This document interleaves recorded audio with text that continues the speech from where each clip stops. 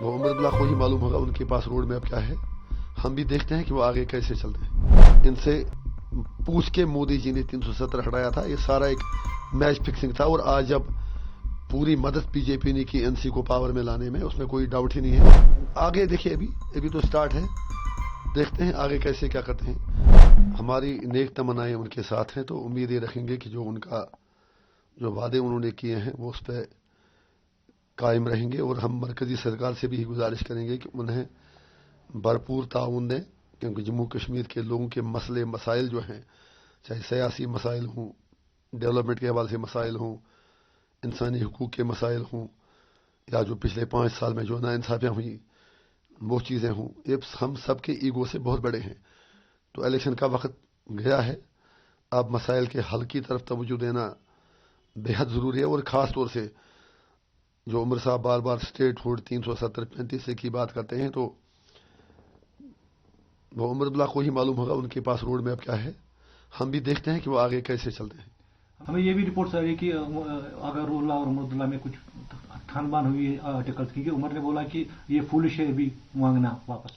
मुझे नहीं पता, वो आप उनसे पूछ लें, उनके घर की बात है, मैं उसमें नहीं पढ़ना चाहता, उनके पार्टी की बात है। लेकिन इतना तो अब क्लियर हो रहा है, जिस तरह उमर साहब दामन पिछाड़ रहे हैं, दामन बचा रहे हैं 370 से, तो साफ लगता है कि जब मोदी जी ने 370 हटाया तो 3 दिन पहले फारूक साहब उनसे मिले थे। ये मैं आपको बड़ी बात बता रहा हूँ।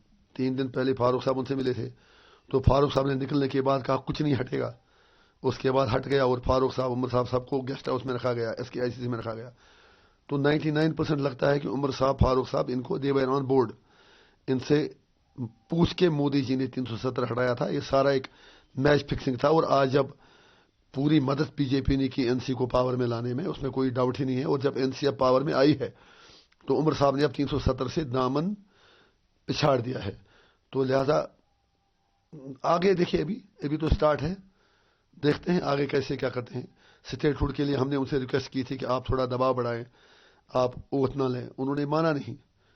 तो अब वो उनके पास कौन सी जादुई छड़ी है, वो लोगों को क्या कहते हैं, आने वाला वक्त बताएगा। लेकिन हमारी तमन्नाएं फिर भी उनके साथ हैं और हम चाहेंगे कि वो कामयाब हो जाएं और लोगों के लिए कुछ भला हो। यहाँ पे रिपोर्ट आ रही है कि कांग्रेस गवर्नमेंट में शामिल नहीं होगी, आउटसाइड सपोर्ट करेगी। वो उनसे पता, आप पूछ लीजिए, मुझे उसका क्या पता। कांग्रेस पहले, उनको पता नहीं वो क्या रहे हैं। कश्मीर में कहते हैं कि 370 वापस आना चाहिए, जम्मू में कहते हैं नहीं स्टेट हुड वापस आना चाहिए, नेशनल लेवल पर कुछ और कहते हैं। उनके चेहरे पर एक नहीं कई निकाबें हैं। समझ ही नहीं आ रहा है कि वो चाहते क्या हैं। They lack consistency, they lack sincerity, they lack commitment and dedication. Congress Jammu Kashmir के हवाले से सबसे ज्यादा कंफ्यूजन का शिकार है। ऋषि साहब, आपको भी पता है साको समिट चल रहा है पाकिस्तान में, आप MP है बॉर्डर एरिया के, तो क्या उम्मीद है आपको वहाँ जयशंकर जी से? हम ये चाहेंगे कि काश इन दोनों मुल्कों को अक्ल आ जाए। ये दोनों मुल्क ये समझें कि आप कहते तो सब हैं कि हमसाये बदल नहीं सकते, लेकिन कहने और करने में बहुत फर्क है।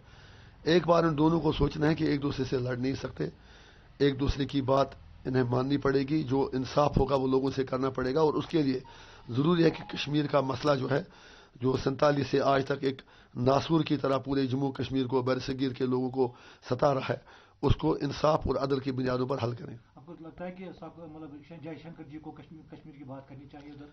ज़रूर करनी चाहिए, सीधी बात है। क्योंकि जब हिंदुस्तान की बात करें, ये कहते हैं कि POK और गिलगित बल्तिस्तान के लोग इंडिया के साथ आना चाहते हैं, इनको वो बात करनी चाहिए। वो तो कहते हैं कि सारा कश्मीर हमारा है। ओब्वियसली दोनों लोग बात करेंगे, एक कम से कम एक रियलिस्टिक अप्रोच लेके जब जाएंगे, सिंसियरिटी जब होगी, तभी अपने लोगों का भला करेंगे। हमारी दोनों सरकारों से गुजारिश होगी, आप जम्मू कश्मीर को एक इंसानी मसले से देख लें। ये कोई पॉलिटिकल मामला नहीं है, ये इंसानी मामला है, जिंदा लोगों का मामला है। यहाँ पर 47 से आज तक लाखों लोग मरे हैं, चाहे कश्मीरी मुसलमान हों, पंडित हों, फौजी हों, मिलिटेंट हों, पुलिस वाले हों, हर हैं तो सब इंसान ही, सिर्फ लोग मर रहे हैं, निकल क्या रहा है। तो इसलिए बेहतर तरीका है कि मिल बैठ के अपनी ईगो को, अना को, अपने गुस्से को एक तरफ छोड़ के एक रियलिस्टिक रेजोल्यूशन निकाल दें।